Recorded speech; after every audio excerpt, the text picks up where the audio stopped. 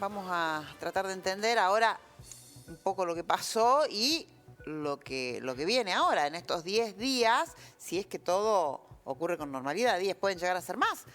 Y lo hemos invitado al doctor Ignacio Fernández Sardina. Doctor, gracias por venir. No, por favor, gracias a ustedes por la invitación. ¿Pueden llegar a ser más días? ¿Más de 10? Y va a depender de los planteos que hagan los fiscales partidarios en el conteo de cada acta manuscrita por cada mesa y de los errores que puedan surgir de la comparación del acta remitida junto con la urna y el acta que tengan en copia firmada los fiscales partidarios. Bueno, ¿qué implica o qué es el escrutinio definitivo y cómo se realiza? Bueno, para conceptualizar el escrutinio definitivo, primero tenemos que saber qué es el escrutinio provisorio. El escrutinio provisorio no tiene una validez legal. Simplemente lo que se hace es la contabilización rápida de los votos para que medianamente el día de la elección todos podamos, los ciudadanos, irnos a descansar tranquilos, sabiendo el resultado de la elección. Bueno, sabemos que eso no pasó, sabemos que esa parte no se pudo cumplimentar y por eso se pone tanto énfasis en el escrutinio definitivo. El escrutinio definitivo es un mecanismo a través del cual la justicia electoral, previo depósito de la totalidad de las urnas en el Salón de los Pasos Perdidos de Tribunales 2 de Córdoba Capital, procede al conteo de las mesas, de la totalidad de las mesas, más allá de que en este caso se comience por ese 5% que no pudo ser cargado, de la totalidad de las mesas de manera manual.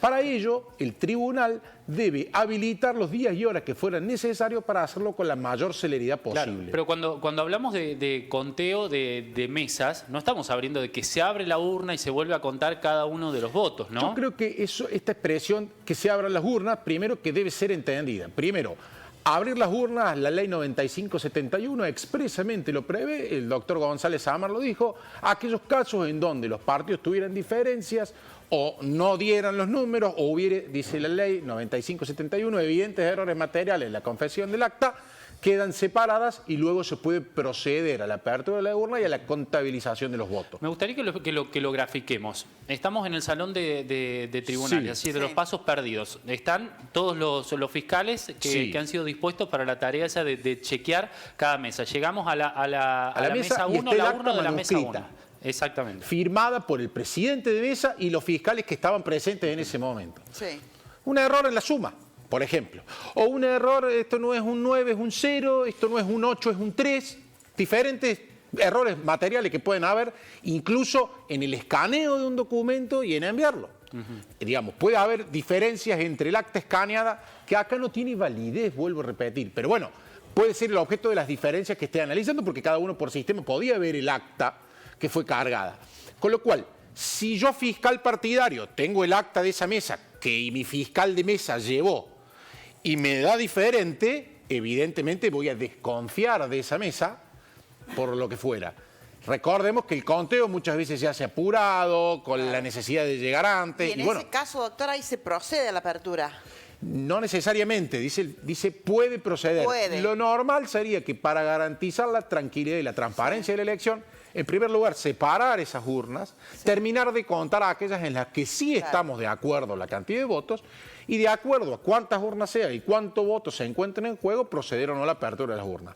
Ocurre que si la diferencia es, como dice Hacemos Unidos por Córdoba, no me consta, pero si lo fuera, habrá que ver la cantidad de votos que están en juego. También no hay que dejar de tener en cuenta que si se sigue la tendencia como venía en la carga de los datos, es más probable que Hacemos Unidos por Córdoba y Juntos por el Cambio incrementen su presencia legislativa en los legisladores que se contabilizan por el sistema DON y algún partido chico pierda esa representación.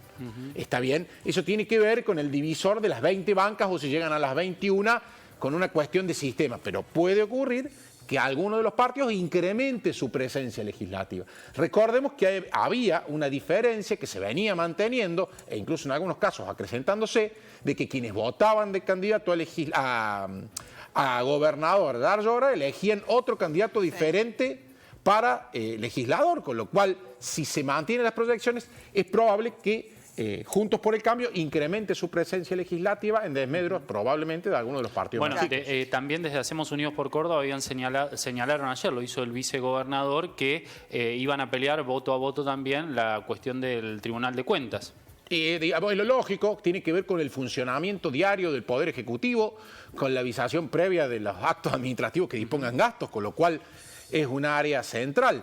Esto, por supuesto, incluso si tuviera mayoría Juntos por el Cambio, digamos, lo único que va a significar es un mayor control sobre los actos que desarrolla el gobernador, con lo cual creo que hasta sería saludable. O sea, que con respecto a la pregunta que nos planteábamos al comienzo, si después de este escrutinio puede variar el resultado de la elección, puede impactar en la composición de la unicameral. Podría eventualmente también impactar en el Ejecutivo. Eso va a depender de la cantidad de mesas que se cuestionen y que vayan a ser objeto o de apertura o eventualmente de anulación.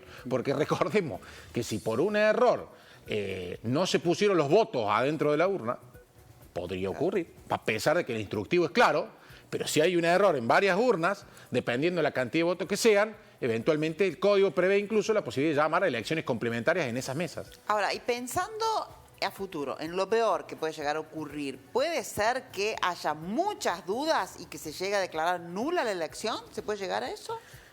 Técnicamente yo no advierto una entidad suficiente en la cantidad de votos que vaya a hacer que se declare nula la elección. Creo que hay herramientas que antes nos permitirían evitar semejante decisión, sobre todo por el estrépito que puede generar en la sociedad. Yo creo que hay herramientas como la comparación de las actas, eventualmente la apertura de la urna y eventualmente la elección complementaria solo en aquellas mesas que fueran objeto de cuestionamiento, que es lo que prevé la ley. Parece que la medida extrema de declarar la nulidad de la elección no va a ser este el caso. Una pregunta que tiene que ver con lo técnico. Ya la empresa contratada para el servicio electoral no tiene participación en el escrutinio definitivo. No, porque, vuelvo a repetir, su función se agota a la recepción de las actas, escaneo de las mismas y transmisión de datos. Como bien dijeron ustedes, el plan B o el plan de contingencia no funcionó, y era lógico que no funcionó, porque si no se prevé solucionar la movilidad para llevar el acta del lugar donde tuvo problemas de comunicación o de transmisión de datos hasta un lugar donde se pueda realizar, sabemos que hay lugares de Córdoba, hay que ver dónde ocurrió bien ese 5%, que difícilmente eso se pueda solucionar. Si subimos una urna al Cerro Champaqui para que puedan votar en la escuela que está allí cerca, y bueno, difícilmente solucionamos la cuestión de transporte de esa urna a un centro de transmisión cercano porque no lo hay y porque por ahí demora un día y medio o 2 días en bajar la urna. Con lo cual, digo, hay que tener en cuenta ciertas características, incluso geográficas, de la provincia de Córdoba, que van a dificultar la concreación de un plan B. Yo lo que creo es que ese plan B no existió, sinceramente. No existió directamente, ¿no? Claro, y son muy vagas las explicaciones por parte de la jueza electoral, que además es muy experimentada porque lleva décadas en esa misma función, ¿no? Sí, lleva décadas, pero hace unos años que el juzgado electoral provincial fue vaciado de poder con este nuevo invento de la creación del fuero electoral provincial, en donde se creó un tribunal provincial ad hoc y se rodeó a la jueza para las elecciones de 2 vocales más. Con lo cual, ahora eventualmente las decisiones que tomará la jueza son en soledad, porque si los otros 2 vocales deciden otra cosa distinta, son mayoría, y este tribunal decide por mayoría. Sin perjuicio de esto, no conozco cómo se seleccionó la empresa que debía prestar el servicio. Lo que sí sé es que hace 4 años que sabemos que se va a llevar a cabo esta elección, y tiempo para llamar a una licitación había de sobra. Claro, que no se llamó. Existió, pero lo explicaba la jueza, ¿no? El Correo Argentino había presentado un porcentaje mayor en el costo, y Andreani se bajó y se optó por la más barata. Sí. Y lo barato sale caro, ¿no? Sale caro. Más allá de eso, está la particularidad de que el Correo Argentino, al ser un ente oficial del Estado Nacional, puede ser objeto de contratación directa, con lo cual ni siquiera hacía falta técnicamente que participara en un proceso de compulsa de precios o de licitación. Bien. Bueno, doctor, muchas gracias. Gracias a ustedes, que tengan buen día.